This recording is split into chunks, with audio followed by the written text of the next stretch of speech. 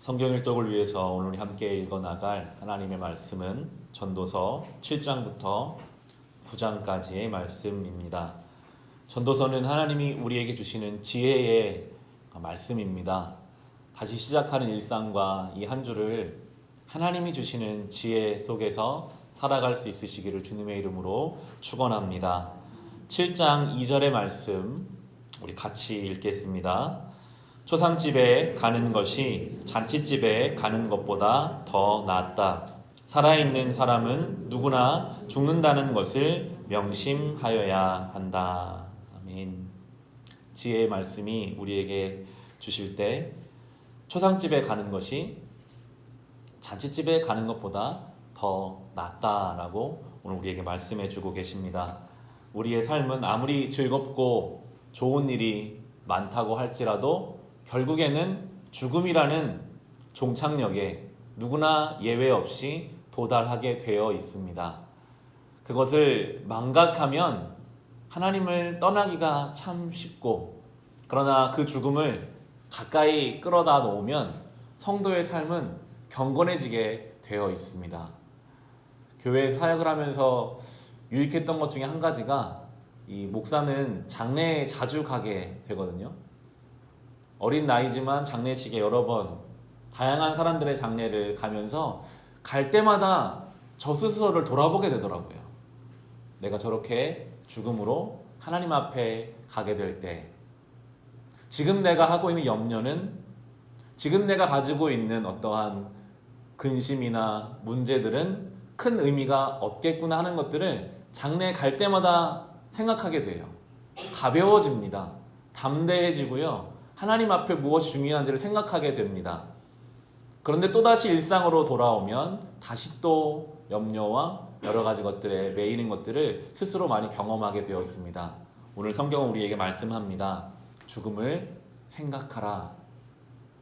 오늘 밤에라도 주님이 우리를 부르시면 우리는 다 두고 가야 하는 인생임을 우리가 늘 생각한다면 이 하루를 우리는 좀 더 거룩하게, 가볍게, 경건하게 살아갈 수 있습니다. 이어지는 7장 13절, 14절의 말씀 같이 읽겠습니다. 하나님이 하시는 일을 생각해 보아라. 하나님이 구부려 놓으신 것을 누가 펼 수 있겠는가? 좋은 때에는 기뻐하고 어려운 때에는 생각하여라. 하나님은 좋은 때도 있게 하시고 나쁜 때도 있게 하신다. 그러기에 사람은 제 앞일을 알지 못한다. 아멘. 이 전도서는 솔로몬에 의해서 쓰여진 성경입니다. 솔로몬은 그 어떤 왕보다도 많은 재산을 가지고 있었던 왕이었고 영토를 많이 가지고 있었던, 나라가 안정돼서 솔로몬이 하고 싶은 건 다 할 수 있는 그런 왕이었습니다. 거의 신적인 존재였죠. 솔로몬은 그런데 지금 뭐라고 고백합니까? 하나님이 구부려 놓으신 것을 펼 수가 없더라 라고 고백합니다. 아무리 많은 권세와 재산과 모든 것을 할 수 있는 것 같아도 하나님이 구부려 놓으신 것을 인간은 펼 수가 없습니다. 그것을 인정하고 그 앞에 우리는 겸손해야 합니다. 우리의 인생에도 구부러져 있는 것들이 있을 수 있거든요. 하나님, 내 인생에 이건 좀 펴지면 좋겠는데, 인간적인 노력으로 펴보려고 많이 노력도 하고 이것을 펴보려고 노력하다가 생기는 문제들도 많이 생기기도 합니다. 근데 오늘 성경에서는 말하죠. 하나님이 구부려 놓으신 것을 누가 펼 수 있겠는가?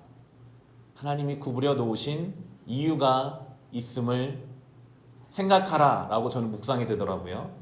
그러면서 좋은 일이 있을 때는 기뻐하고 어려운 일이 있을 때는 생각하여라 라고 말씀합니다. 하나님이 좋은 때도 있게 하시고 나쁜 때도 있게 하신다. 우리 인생에 좋은 일만 있으면 참 행복할 텐데 나쁜 일이 있고, 심지어 성경은 하나님이 때로는 우리의 삶에 나쁜 일도 있게 하신다. 우리의 삶에 어떠한 사건과 일들을 통해서 우리를 겸손하게 만드시는 분이 하나님이십니다.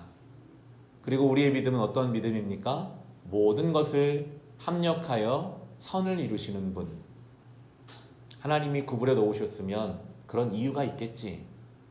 이걸 통해서 나에게 주시려고 하는 메시지가 무엇일까 생각하라 라고 성경이 오늘 우리에게 말씀하고 있습니다. 혹시 여러분의 삶에 구부려져 있어서 여러분을 고통스럽게 하고 어렵게 하는 어떠한 일들이 있으시다면 그 문제를 바꿔달라고 우리가 물론 기도해야 하겠지만 더 나아가서 하나님 왜 나에게 이런 일들을 주십니까? 이걸 통해서 내가 생각하기 원하시는 것은 무엇입니까? 무엇을 배우기 원하십니까? 라고 하나님의 지혜를 구하는 시간으로 사용하시기 바랍니다. 바로 이어지는 15절 말씀 우리 같이 읽어보겠습니다. 8장의 15절 말씀 우리 같이 읽어보겠습니다. 나는 생을 즐기라고 권하고 싶다. 사람에게 먹고 마시고 즐기는 것보다 더 좋은 것이 세상에 없기 때문이다. 그래야 이 세상에서 일하면서 하나님께 허락받은 한평생을 사는 동안에 언제나 기쁨이 사람과 함께 있을 것이다. 여기서 말하는 즐기라 라는 것은 흥청망청 쾌락을 따라 살라는 것이 아닙니다. 하나님이 주신 그 하루의 삶 속에서 기뻐하고 감사하고 주신 것에 만족하며 사는 삶을 우리에게 권면하고 있습니다. 하나님께 허락받은 이 한평생을 사는 동안 우리는 주신 것에 감사하며 주어진 상황 속에서 만족하며 사는 삶이 가장 복된 삶입니다. 하나님이 구부려 놓으셨으면 그 구부려 놓으신 상황 속에서 감사할 수 있는 심령이 우리에게 주시기를 간절히 소망합니다. 우리 안에 복음이 가득 차 있다면 나 같은 죄인을 위해서 죽으신 예수 그리스도가 우리 안에 있다면 우리는 어떤 상황 속에서도 감사하며 감격하며 살아갈 것입니다. 왜냐하면 이어지는 16, 17절에 이렇게 말씀합니다. 같이 읽어보겠습니다. 내가 마음을 다하여 지혜가 무엇인지를 알고자 하였을 때에 그리고 땅 위에서 밤낮 쉬지도 않고 수고하는 사람의 수고를 살펴보았을 때에 하나님이 하시는 모든 일을 두고서 나는 깨달은 바가 있다. 그것은 아무도 이 세상에서 이루어지는 일을 이해할 수는 없다는 것이다.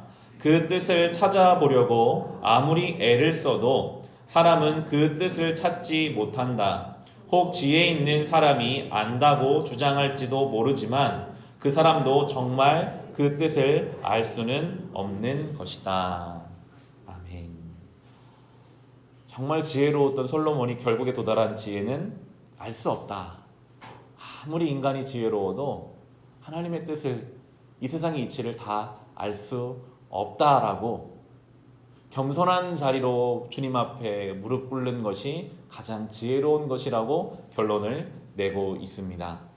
그렇기 때문에 우리는 오늘 하루 나에게 주신 삶의 자리에서 만족하며 감사하며 기뻐하며 살아가는 것이 지혜임을 또한 생각할 수 있는 것입니다.